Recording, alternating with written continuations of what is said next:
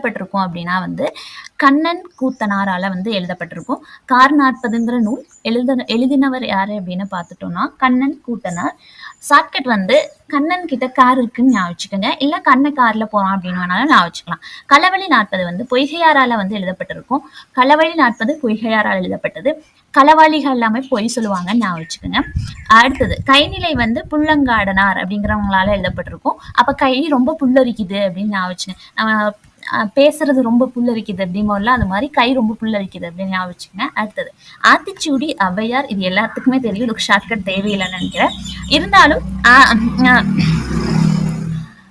ஆத்தி அவ்வுன்னு சாப்பிட்றான் பாருன்னு சொல்லுவோம்ல, அந்த மாதிரி ஞாபகம் வச்சுக்கோங்க. அடுத்தது வந்து ஔவையாரே வந்து நிறைய நூல்கள் எழுதியிருப்பாரு. அதுல வந்து கொன்றை வேந்தன் வந்து யாரால் எழுதப்பட்டிருக்கும் அப்படின்னா வந்து ஔவையாரால தான் எழுதப்பட்டிருக்கும்.